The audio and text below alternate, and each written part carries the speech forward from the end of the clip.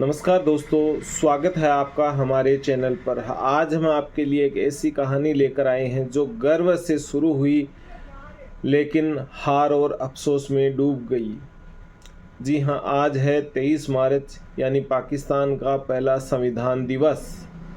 जब 1956 में पाकिस्तान का देश की आज़ादी के 9 साल बाद पहला संविधान बना, लेकिन बार बार तख्ता पलट ने इस संविधान को कागज़ का टुकड़ा बना दिया और ऊपर से भारत से टक्कर लेना भी हर बार पाकिस्तान को भारी पड़ा। आखिर ये सब कैसे हुआ, आइए हम जानते हैं। 23 मार्च 1956 ये वो दिन था जब पाकिस्तान ने अपने इतिहास का पहला संविधान अपनाया। यानी 14 अगस्त 1947 को आज़ादी मिली, लेकिन तब तक वो ब्रिटिश अधिराज्य का हिस्सा था। 9 साल की मेहनत के बाद, राजनीतिक बहस और संघर्षों के बाद आखिरकार संविधान बना। इसके साथ ही पाकिस्तान ब्रिटिश ताज से आज़ाद होकर इस्लामिक गणराज्य बन गया। इस्लाम को उन्होंने राज्य का धर्म घोषित किया और मेजर जनरल सिकंदर मिर्ज़ा पहले राष्ट्रपति बने। ये एक पाकिस्तान के लिए नई शुरुआत थी। संप्रभुता, पहचान और लोकतंत्र पाकिस्तान का सपना था।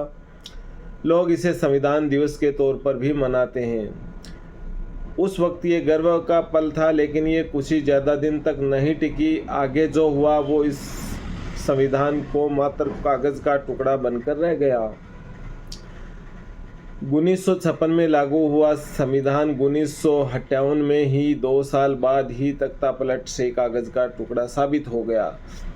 यानी 23 मार्च 1956 से 2.5 साल बाद यानी 7 अक्टूबर 1958 को पहला पाकिस्तान को झटका लगा, जब जनरल अयूब खान ने तख्ता पलट कर दिया और संविधान को निलंबित कर दिया। पाकिस्तान में मार्शल लॉ लागू हो गया। जो दस्तावेज गर्व से लहराया था वो अब कूड़ेदान में था। इसके पीछे का सबसे बड़ा कारण पाकिस्तान द्वारा निर्मित कमज़ोर संविधान था। लोकतंत्र की जो जड़ें थी वो गहरी नहीं थी और सत्ता का संतुलन भी बिगड़ा हुआ था, और सेना पहले से ही ताकतवर थी।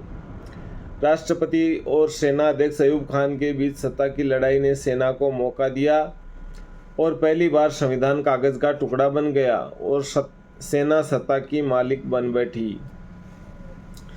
1958 तो सिर्फ शुरुआत थी। इसके बाद तख्ता पलट का सिलसिला लगातार चल पड़ा। 1969 में अयूब खान के खिलाफ सड़कों पर जनता उतरी। वो हटे और जनरल याह खान ने सत्ता ली और फिर से संविधान रद्द हुआ। 1977 में जुल्फिकार अली भुट्टो की सरकार थी। जनरल जिया उल हक ने तख्ता पलट किया और प्रधानमंत्री भुट्टो को फांसी दी और 11 साल तक सैन्य शासन लगा रहा। इसके बाद 1999 में नवाज शरीफ को जनरल परवेज़ मुशर्रफ ने हटाया और ये लोकतंत्र की चौथी हार थी। यानी पाकिस्तान में देश की आज़ादी के बाद 1958, 1969, 1977 और 1999 हर बार संविधान को या तो निलंबित किया गया या उसकी धज्जियां उड़ा दी गई। 23 मार्च का संविधान दिवस हर बार पाकिस्तान में मजाक बनकर रह गया।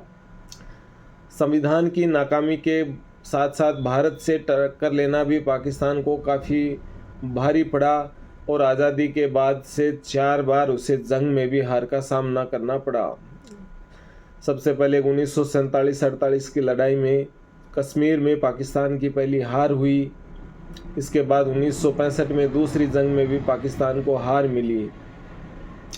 वहीं 1971 पाकिस्तान के लिए सबसे बड़ा झटका था। भारत के सामने हार हुई और पूर्वी पाकिस्तान अलग होकर बांग्लादेश बन गया। पाकिस्तान के 90,000 सैनिकों ने आत्मसमर्पण किया।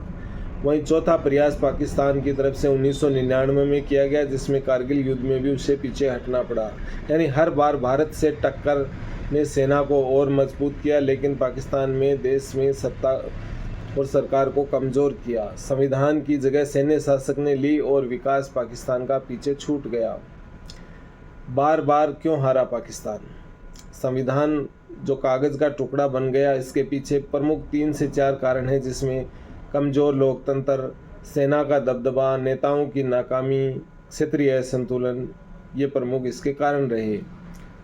यानी 23 मार्च का सपना हर बार तख्ता पलट और भारत से हार की धूल में दब गया और संविधान कागज़ का टुकड़ा बनकर रह गया। तो दोस्तों 23 मार्च का संविधान दिवस पाकिस्तान में गर्व की शुरुआत था जो बार बार हार में ख़त्म हुआ। तख्ता पलट ने संविधान को कागज़ का टुकड़ा बना दिया और भारत से टक्कर ने देश को कमज़ोर किया। ये कहानी एक सबक है कि बिना मजबूत लोकतंत्र और एकता के कोई संविधान नहीं टिक सकता।